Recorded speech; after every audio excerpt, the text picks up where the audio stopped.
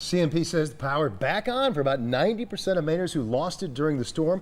Pretty good news there, and just in time for Halloween. Tonight, the weather is much nicer for trick-or-treating as well, but will anybody be needing an umbrella? Well, for the answer, let's go right over to Chief Meteorologist Charlie Lopresti. Well, thanks, Kim. Some folks will need an umbrella and will need it right now. In fact, there is a brief shower moving through for many towns. It extends from Brunswick up to Lewis and Auburn and extends all the way up into the mountains. Those showers are moving out, though. Southern areas, we have mainly clear skies. Let's take a look at our maps. We'll start out with the Doppler HD. It is a thin band of showers. Not everyone's getting this one. Let's zoom in. I'll show you what's happening. Is from Brunswick and Bath, it's a broken line of showers. There it is right there heading across the mid-coast. In fact, it is starting to drift north of you in Brunswick and Bath. Augusta, you probably have another 10 minutes until the rain moves into your neck of the woods. It is now cleared the Lewiston Auburn area, or is clearing Lewiston or bisecting the city. Notice there's another sprinkle right behind it, so there's a chance for another quick sprinkle from Rumford and Mexico, and it's more like a 45-minute shower. It extends up into the Rumford area, Rangeley area, I should say. So that will be moving into your neck of the woods rather shortly. So there is the chance for a brief shower tonight. Other than that, we have pretty nice weather. Temps are in the 50s under mostly cloudy skies. Many of you reporting some clearing behind the shower. Now tomorrow, mostly cloudy, sunny breaks as well. Friday looks mostly cloudy. There will be sunny breaks that day. There's a slight chance for a shower each day, but the good news in the forecast, the next 3 days do look mostly dry. The big story after that will be the cool down. Coming up, we'll talk about when we're expecting lows in the 20s again. Oh. It is November after all. Yes, it is. Wow. All right. Not too many layers needed tonight, Not though, tonight. Charlie, which is great. Kind of a mild storm-free evening. Pretty good news for trick-or-treating. I would say so, but now a dilemma for some. With all the power outages from Sandy, of course, public safety officials in some towns like Scarborough have asked parents to hold off on trick-or-treating until the weekend. News 13's Marissa Bodner is in Scarborough tonight, so is Halloween on hold, Marissa? Not entirely, Greg and Kim. For the kids here in the old Millbrook neighborhood, at least, the only thing scarier than Superstorm Sandy was the thought of not getting to trick-or-treat on Halloween, and they are out. The kids took off at 5:30. They came running down the street, and parents I talked to say the town here in Scarborough absolutely made the right call on Monday to postpone Halloween when there were concerns about the weather and power outages, but now the lights are back on and it's really a beautiful night. Now, Scarborough police on Monday posted on their Facebook page that Halloween was rescheduled to Saturday. They were asking residents to comply, but said they wouldn't stop people from going out on Wednesday. This became a little more confusing for some when the Old Millbrook Homeowners Association sent out an email suggesting trick-or-treating tonight. A second email followed. It said there was some disagreement over whether to defy the town, and they were leaving it up to each family. For the kids, it's a no-brainer, and the reason is simple. Because it's Halloween. Because it's more funny to do it tonight. There might be more people tonight than Saturday. We could do it twice instead of doing it once and get more candy.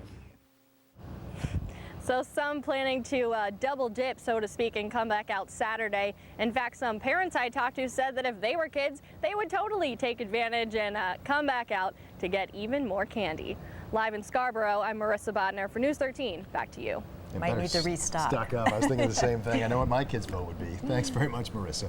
Well, back to the power outages. The lights do continue to come on in communities all across the state. At the storm's peak, outages reached 88,000 homes and businesses, most of those in southern Maine. CMP is making good progress, though. Tonight, fewer than 4,000 customers remain without power.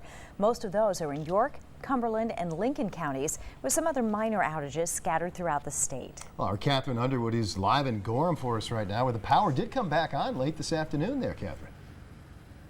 Yeah, Kim and Greg, that's exactly right. Residents here along Spiller Road say they've never been so happy to see those outside lights come on, and that's probably because it's a big night around here. Power was restored just in time for trick-or-treat. Just hours ago, parents weren't really sure that was going to happen. Nearly every home along Spiller Road has been off the grid since Monday night.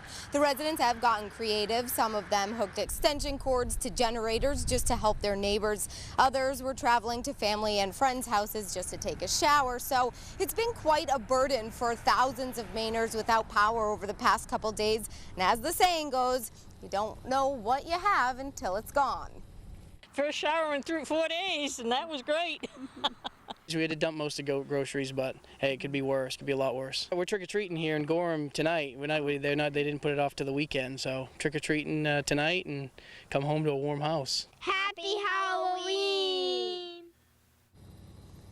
Now that was Jack and Ian wishing you guys all a very happy Halloween just before they ran inside to get on their skeleton soccer player costumes, which I thought was very interesting. Those two were very excited about it, and the parents around here just thrilled that most of the lights were going to be on in the neighborhoods for their little trick-or-treaters. We're live in Gorham tonight. Catherine Underwood, News 13. Kim, Greg, back to you guys. Well, happy Halloween to Jack, Ian, as well, and to you, Catherine. Welcome aboard. Good to see you, Anna. Good timing on the power. Well, the last cruise ship of the season docked in Portland today. Yeah, it has been an interesting trip for the passengers there who had to change plans, of course, because of Superstorm Sandy. News 13's Jana Barnello has their story. A brilliant day for the brilliance of the seas to dock in Portland. Is it always this nice here on October 31st? My goodness, it's beautiful. Well, it wasn't so nice Monday when Sandy barreled toward Maine. These passengers were on board at the time, docked in St. John, New Brunswick, and Sandy changed their plans. The captain made the decision to stay in St. John because it's very sheltered. The port is very sheltered there. So we were not able to go to Bar Harbor. We had to skip that and then come directly here. The ship and the passengers were safe in St. John, but not everyone made it to Maine.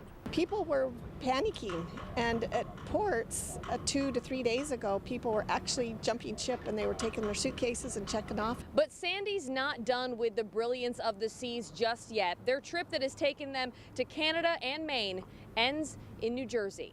Do you expect to see some damage there? What are you thinking? We do expect to see it, but again, our captains come on and told us that the port is okay to dock at. But then there's getting home.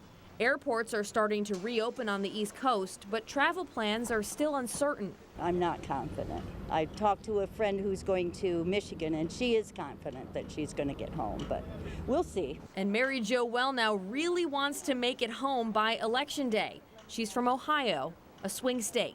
And I did not vote early, so I need to get back because I know they need my votes. Even if they don't make it home to vote, the passengers have given their vote of confidence to the cruise ship captain, who they say helped keep their trip on track. In Portland, Jana Barnello, News 13. Well, an interesting twist or two there, but the brilliance of the sea, I want to tell you, is the 58th and final cruise ship to visit Portland this year. The city has already booked, by the way, 61 ships for next year. Well, we do have an update tonight on the Lewiston karate instructor who faces child porn charges. Investigators are now charging Wade Hoover with production of child porn in connection with an alleged sexual assault on a child. Hoover was originally charged with possession of child porn after authorities say they found explicit material on his laptop. Well, now he faces federal charges after agents say they found videos of Hoover sexually assaulting a boy who appeared to be asleep. Court documents say that boy was the son of a law enforcement officer who Hoover knew. The Maine Turnpike Authority wants to remind commuters that tolls will be increasing in several spots tomorrow. In York, the tolls are increasing from $2 to $3, a $1 increase. You will also be paying a 50-cent increase at New Gloucester and Gardner tolls. You can find information on the rest of the increases on our website at WGME.com. Now, your Weather Authority forecast with Charlie DePresti. All right, welcome back, everyone. Our weather slowly improves with each and every day. I'm still tracking this narrow band of showers over northern Androscoggin County, Kennebec County, extending up into Franklin and Oxford County. If you're watching us from Portland, points west, back through Sebago Lake, points south, you're in pretty good shape as far as trick-or-treating goes. We should stay mainly dry, but a few lingering showers north of Lewiston now. This basically has moved through the Lewiston area, but notice there is one little line of sprinkles just off to the south, so you may get another sprinkle, but as far as a heavy downpour, I don't think it's in the cards. If you're doing some trick-or-treating, or if you know someone doing some trick-or-treating in the Augusta area, it's about ready to move into your neck of the woods. Same with Winthrop, Waterville. You got another half hour or so. This extends north into Rumford. It's moving out. It's moving into Farmington right now, and this line of showers a little bit heavier as it moves into the Rangeley area. So one quick line of showers lasting no longer than about a half hour, and then we see a clearing trend. Speaking of clearing, I got a couple of nice photos via Facebook of rainbows. This one coming in from Dan in Wyndham. Nice little rainbow right there with the departing showers. Another one, this one coming in from Catherine. She's up in Waterville, I believe. Nice little rainbow there with a departing shower in that neck of the woods. Your trick-or-treat forecast, yes, a shower is possible, but again, that shower is slowly moving out. Temps are running in the 50s, so it's going to stay on the mild side. There's Sandy, what's left of her. You still see the big wagon wheel spinning with each one of these little lines of showers, a little spoke in the wagon wheel.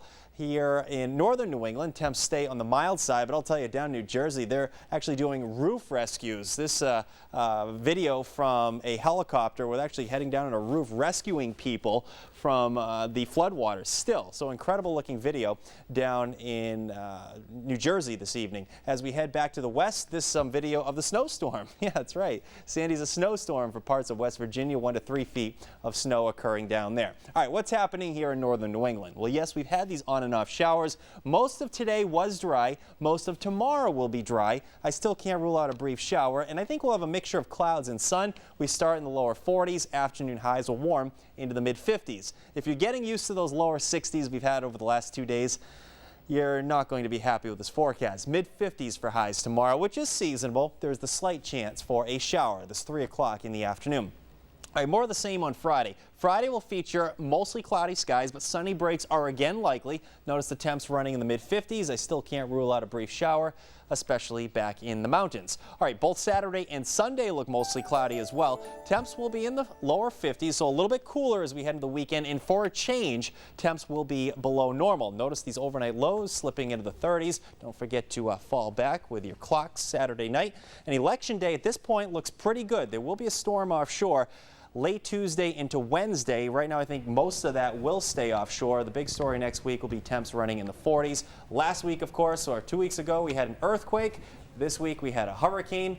Next week, I wonder what's going to happen next week at this point. Don't jinx us. No, I'm just kidding. I don't see that in the forecast. That. But it's been a busy couple of weeks in the weather office here, and it just makes me wonder what's lingering down the road.